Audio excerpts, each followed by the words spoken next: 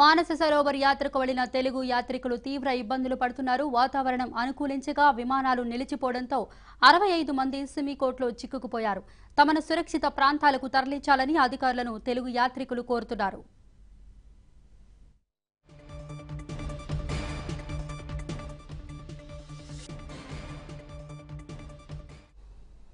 3 రోజులుగా వాతావరణం ప్రతికూలంగా మారింది. దీంతో విమానాలను నిలిపివేశారు. చిక్కుకున్న యాత్రికుల్లో ఏలూరు మేయర్ నూర్జహాన్ భర్త పెదబాబు, పశ్చిమ గోదావరి, ప్రకాశం జిల్లాకు చెందినవారున్నారు.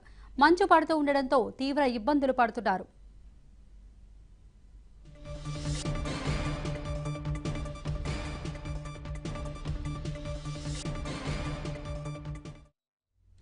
మరిన్ని వివరాలు మా ప్రతినిధి సురేష్ అందిస్తారు.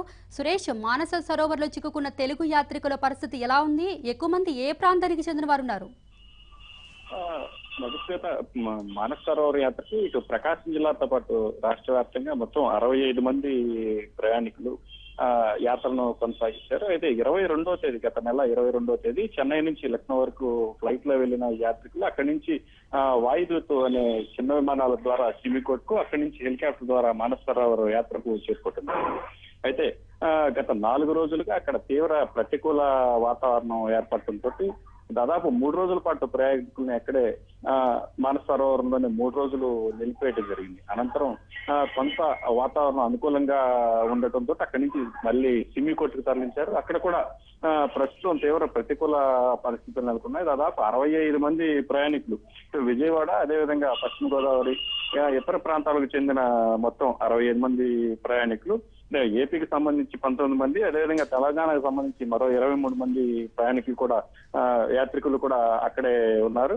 అంటే ప్రస్తుతం వీరికి దగ్గరలో చిన్న రెస్టారెంట్ అందుబాటులో ఉండటంతో ఆహార పదార్థాలు ఉన్నప్పటికీ ఇప్పటికే వారు తీసుకెళ్లిన డబ్బుతో పాటు పూర్తిగా ఆహార పదార్థాలు కూడా పూర్తిగా అయిపోయినాయి.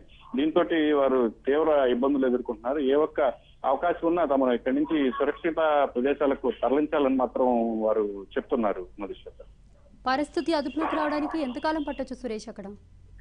అయితే అక్కడ అధికారులు మాత్రం వీరికి పూర్తి స్థాయిలో అందుబాటులో లేరని చెప్పుకోవచ్చు. ఎందుకంటే 3 రోజుల క్రితం మానస సరోవర్ నుంచి వదిలివేసిన తర్వాత వారిని 3 రోజుల తర్వాత కొంత అనుకూలంగా ఉన్నప్పటికీ ఒక రోజు తర్వాత వారిని అక్కడి నుంచి సిమికోట్ కు తీసుకురావడం జరిగింది.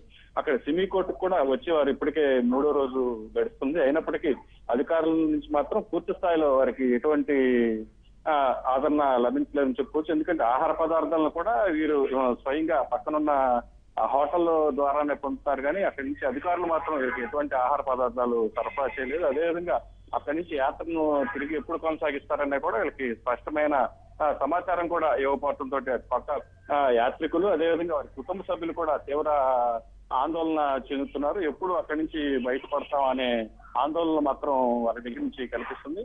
అధికారులు మాత్రం ఇది ఎప్పటికెప్పుడు సంప్రదిస్తూనే ఉన్నాం, వారి దగ్గర నుంచి మాత్రం ఎటువంటి సమాధానం రాలేదని మాత్రం యాత్రికులు చెప్తున్నారు.